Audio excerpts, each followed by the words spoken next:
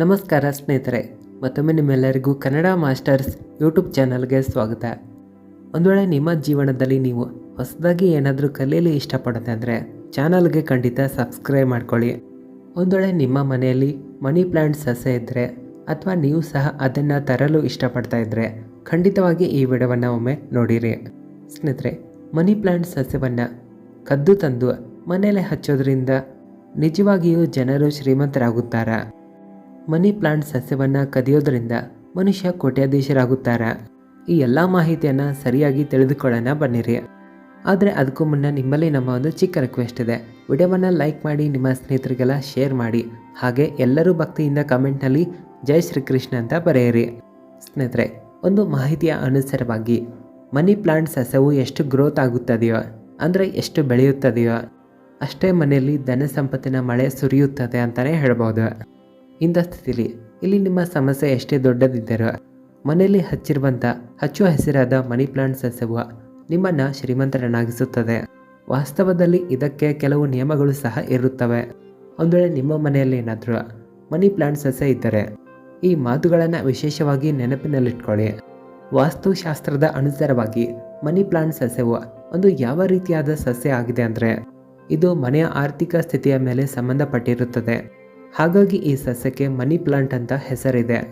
ಹಾಗಾಗಿ ಇಂದಿನ ಈ ವಿಡಿಯೋದಲ್ಲಿ ನಾವು ಮನಿ ಪ್ಲಾಂಟ್ ಸಸ್ಯದ ಬಗ್ಗೆ ಮಾಹಿತಿಯನ್ನು ತಿಳಿಯೋಣ. ಇದು ನಿಮ್ಮ ಜೀವನದಲ್ಲಿ ಬರುವಂಥ ಎಲ್ಲ ರೀತಿಯ ಸಮಸ್ಯೆಗಳನ್ನು ದೂರ ಮಾಡೋದರಲ್ಲಿ ಸಹಾಯಕ ಕೂಡ ಆಗಿದೆ. ಹಾಗಾದರೆ ತಡ ಯಾಕೆ, ಅದರ ಬಗ್ಗೆ ತಿಳಿದುಕೊಳ್ಳೋಣ ಬನ್ನಿ. ಸ್ನೇಹಿತರೆ, ಮನಿ ಪ್ಲಾಂಟ್ ಹೆಸರಿನಿಂದಲೇ ಈ ಒಂದು ವಿಷಯ ಚೆನ್ನಾಗಿ ಗೊತ್ತಾಗುತ್ತೆ. ಇದು ನಮ್ಮ ಆರ್ಥಿಕ ಸ್ಥಿತಿಯನ್ನು ಇಂಪ್ರೂವ್ ಮಾಡುತ್ತೆ. ಇನ್ನೊಂದೆಡೆ ಈ ಸಸ್ಯದ ಬಗ್ಗೆ ಮಾಹಿತಿಯನ್ನು ಸಂಪೂರ್ಣವಾಗಿ ಖಂಡಿತವಾಗಿ ಎಲ್ಲರೂ ತಿಳಿದಿರಬೇಕು. ಯಾಕಂದರೆ ಈ ಸಸ್ಯದಲ್ಲಿ ತಾಯಿ ಲಕ್ಷ್ಮೀದೇವಿಯ ವಾಸ ಇದೆ. ಇದನ್ನು ಧನ ಸಂಪತ್ತಿನ ರೂಪದಲ್ಲಿ ನೋಡಲಾಗುತ್ತದೆ. ಧನ ಸಂಪತ್ತಿನಲ್ಲಿ ವೃದ್ಧಿ ಮಾಡಲು ಇದು ಸಹಾಯಕವೂ ಆಗಿದೆ. ಇದನ್ನು ಯಾವತ್ತಿಗೂ ಖರೀದಿ ಮಾಡಿ ತಂದು ಮನೆಯಲ್ಲಿ ಹಚ್ಚಬಾರದು. ಸ್ನೇಹಿತರೆ, ಯಾವಾಗ ಇದನ್ನು ನಿಮ್ಮ ಮನೆಯಲ್ಲಿ ಹಚ್ಚಲು ಹೋಗ್ತೀರೋ ಆಗ ಇದನ್ನು ನೀವು ಖಂಡಿತವಾಗಿ ಕದ್ದು ತರಬೇಕು. ಸ್ನೇಹಿತರೆ, ಮತ್ತೊಮ್ಮೆ ನಾವು ನಿಮಗೆ ಹೇಳ್ತಾ ಇದ್ದೀವಿ, ಮನಿ ಪ್ಲಾಂಟ್ ಸಸ್ಯವನ್ನು ಯಾವುದೇ ಕಾರಣಕ್ಕೂ ಖರೀದಿ ಮಾಡಿ ತರಬಾರದು. ಬದಲಿಗೆ ಎಲ್ಲಾದರೂ ಒಬ್ಬರ ಮನೆ ಕಡೆಯಿಂದ ಕದ್ದು ತಂದು ಇದನ್ನು ನಿಮ್ಮ ಮನೆಯಲ್ಲಿ ಹಚ್ಚಿಕೊಳ್ಳಬೇಕು. ಮನಿ ಪ್ಲಾಂಟ್ ಸಸ್ಯವನ್ನು ಯಾವ ರೀತಿಯ ಮನೆಯಿಂದ ಕದ್ದು ತರಬೇಕಂದ್ರೆ ಆ ಮನೆಯ ಜನರು ಆರ್ಥಿಕ ರೂಪದಲ್ಲಿ ಸಮೃದ್ಧಿಯನ್ನು ಹೊಂದಿರಬೇಕು. ಅಂಥ ವ್ಯಕ್ತಿಗಳು ತುಂಬ ಶ್ರೀಮಂತರಾಗಿರಬೇಕು. ಅಂಥ ವ್ಯಕ್ತಿಯ ಮನೆಯಲ್ಲಿರುವಂಥ ಮನಿ ಪ್ಲಾಂಟ್ ಸಸ್ಯವನ್ನು ಖಂಡಿತವಾಗಿ ಕದ್ದು ತಂದು ಹಚ್ಚಬೇಕು. ಸ್ನೇಹಿತರೆ, ಈ ಒಂದು ಮಾತನ್ನು ನೀವು ನಂಬ್ತೀರೋ ಬಿಡ್ತೀರೋ, ನಾವು ಸಹ ಪ್ರತ್ಯಕ್ಷವಾಗಿ ನೋಡಿದ್ದೇವೆ. ಯಾರೆಲ್ಲ ಈ ಮನಿ ಪ್ಲಾಂಟನ್ನು ಕದ್ದು ತಮ್ಮ ಮನೆಯಲ್ಲಿ ಹಚ್ಕೊಂಡಿದ್ದಾರೋ ಅವರು ಇಂದು ಹಣಕಾಸಿನ ಸಮಸ್ಯೆಗಳನ್ನು ಎದುರಿಸುತ್ತಿಲ್ಲ. ಆದರೆ ಒಂದು ಮಾತನ್ನು ನೆನ್ಪಿಟ್ಕೊಳ್ಳಿ, ಈ ಸಸ್ಯವನ್ನು ಕದಿಯುವಂಥ ಸಮಯದಲ್ಲಿ ನಿಮ್ಮನ್ನು ಯಾರೂ ಸಹ ನೋಡಬಾರದು. ಮನಿ ಪ್ಲಾಂಟನ್ನು ನೀವು ರಾತ್ರಿ ಸಮಯದಲ್ಲೂ ಸಹ ತರಬಹುದು, ಹಗಲಿನಲ್ಲೂ ಸಹ ತರಬಹುದು, ಮುಂಜಾನೆ ಮತ್ತು ಸಾಯಂಕಾಲವೂ ತರಬಹುದು.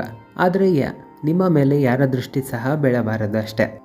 ಯಾವಾಗ ನೀವು ಗುಪ್ತವಾಗಿ ಮನಿ ಪ್ಲಾಂಟನ್ನು ನಿಮ್ಮ ಮನೆಗೆ ತರ್ತೀರೋ ಅದನ್ನು ಯಾವುದಾದ್ರೂ ಸ್ವಚ್ಛವಾದ ಮಣ್ಣಿನಲ್ಲಿ ಹಚ್ಚಿಬಿಡಿ, ಅಥವಾ ಯಾವುದಾದ್ರೂ ಒಳ್ಳೆಯ ಸ್ಥಾನದಲ್ಲಿ ಅದನ್ನು ಹಚ್ಚಿಬಿಡಿ. ಯಾವುದಾದ್ರೂ ಗಾಜಿನ ಗ್ಲಾಸ್ನಲ್ಲಿ ಶುದ್ಧವಾದ ನೀರಿನಲ್ಲಿ ಅದನ್ನು ಹಾಕಿ ಇಟ್ಟುಬಿಡಿ.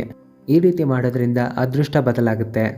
ತಾಯಿ ಲಕ್ಷ್ಮೀದೇವಿಯ ಕೃಪೆಯಿಂದ ನಿಮ್ಮ ಮನೆಯಲ್ಲಿ ಧನ ಸಂಪತ್ತಿನ ಆಗಮನವೂ ಆಗುತ್ತದೆ. ಒಂದು ವೇಳೆ ಈ ಮಾತಿನಲ್ಲಿ ನಿಮಗೆ ನಂಬಿಕೆ ಇಲ್ಲ ಅಂದರೆ ಒಂದು ಬಾರಿಯಾದರೂ ಎಲ್ಲಾದರೂ ಒಂದು ಕಡೆಯಿಂದ ಮನಿ ಪ್ಲಾಂಟ್ ಸಸ್ಯವನ್ನು ಕದ್ದು ತಂದು ಹಚ್ಚಿ ನೋಡಿರಿ.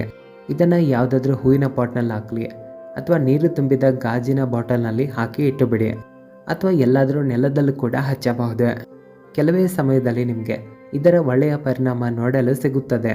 ಇಲ್ಲಿ ನಿಮ್ಮ ಆರ್ಥಿಕ ಸ್ಥಿತಿ ಎಷ್ಟು ಶಕ್ತಿಶಾಲಿ ಆಗುತ್ತದೆ ಅಂದರೆ ಅದರ ಬಗ್ಗೆ ನೀವು ಕಲ್ಪನೆ ಕೂಡ ಮಾಡಿಕೊಳ್ಳಲು ಸಾಧ್ಯವಿಲ್ಲ. ಆದರೆ ಒಂದು ಮಾತನ್ನು ನೆನ್ಪಿಡಿ, ಮನಿ ಪ್ಲಾಂಟ್ ಸಸ್ಯವನ್ನು ಕದಿಯುವಾಗ ಒಂದು ವೇಳೆ ನಿಮ್ಮ ಮೇಲೆ ಯಾವುದಾದ್ರೂ ವ್ಯಕ್ತಿಯ ದೃಷ್ಟಿ ಬಿದ್ದರೆ ಈ ಮನಿ ಪ್ಲಾಂಟ್ ಸಸ್ಯದಿಂದ ನಿಮಗೆ ಯಾವುದೇ ರೀತಿಯ ಲಾಭ ಸಿಗೋದಿಲ್ಲ. ಇಂಥ ಸ್ಥಿತಿಯಲ್ಲಿ ನೀವು ಅದನ್ನು ಅಲ್ಲಿಯೇ ಬಿಟ್ಟು ಬರೋದು ಒಳ್ಳೆಯದು. ಸ್ನೇಹಿತರೆ, ಇನ್ನು ಮನಿ ಪ್ಲಾಂಟ್ ಸಸ್ಯವನ್ನು ಹಚ್ಚುವಂಥ ದಿಕ್ಕು ಏನಿದೆ ಅಂದರೆ ದಕ್ಷಿಣ ಪೂರ್ವದಲ್ಲಿ ಮಾತ್ರ ಈ ಸಸ್ಯವನ್ನು ನೀವು ಹಚ್ಚಬೇಕು. ಇದರ ಹಿಂದಿರುವ ಕಾರಣ ಏನಿದೆ ಅಂದರೆ ಈ ದಿಕ್ಕಿನಲ್ಲಿ ಶ್ರೀ ಗಣೇಶರು ಇದ್ದಾರೆ. ಜೊತೆಗೆ ತಾಯಿ ಲಕ್ಷ್ಮೀದೇವಿಯ ಶುಭ ದೃಷ್ಟಿ ಕೂಡ ಈ ದಿಕ್ಕಿನಲ್ಲಿ ಬೀಳುತ್ತದೆ.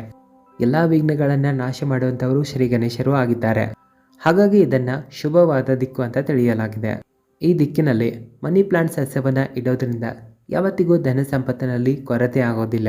ಸ್ನೇಹಿತರೆ, ಯಾರ ಮನೆಯಲ್ಲಿ ತಾಯಿ ಲಕ್ಷ್ಮೀದೇವಿ ಇರುತ್ತಾರೋ ಅಲ್ಲಿ ಯಾವತ್ತಿಗೂ ಧನ ಸಂಪತ್ತಿನ ಕೊರತೆ ಆಗೋದಿಲ್ಲ ಮತ್ತು ಮನಿ ಪ್ಲಾಂಟ್ನಲ್ಲಿ ತಾಯಿ ಲಕ್ಷ್ಮೀದೇವಿಯ ವಾಸವೂ ಇರುತ್ತದೆ. ಒಳ್ಳೆಯ ಮನಸ್ಸಿನಿಂದ ತಾಯಿ ಲಕ್ಷ್ಮೀದೇವಿನ ನಿಮ್ಮ ಮನೆಗೆ ನೀವು ಕರೆತರಲು ಇಷ್ಟಪಡ್ತಾ ಇದ್ದರೆ ಖಂಡಿತವಾಗಿ ಈ ವಿಡಿಯೋವನ್ನು ನೀವು ಶೇರ್ ಮಾಡಬೇಕು. ಕಾಮೆಂಟ್ ಬಾಕ್ಸ್ನಲ್ಲಿ ಜೈ ಶ್ರೀಕೃಷ್ಣ ಅಂತ ಬರೆಯಿರಿ. ಜೊತೆಗೆ ಒಂದು ವೇಳೆ ನಿಮ್ಮ ಮನೆಯಲ್ಲಿ ಮನಿ ಪ್ಲಾಂಟ್ ಸಸ್ಯ ಇದ್ದರೆ ಖಂಡಿತವಾಗಿ ಈ ನಿಯಮಗಳನ್ನು ನೀವು ಫಾಲೋ ಮಾಡಬೇಕು. ವಿಡಿಯೋ ಇಷ್ಟ ಆದರೆ ಲೈಕ್ ಮಾಡಿ, ಶೇರ್ ಮಾಡಿ. ಧನ್ಯವಾದಗಳು.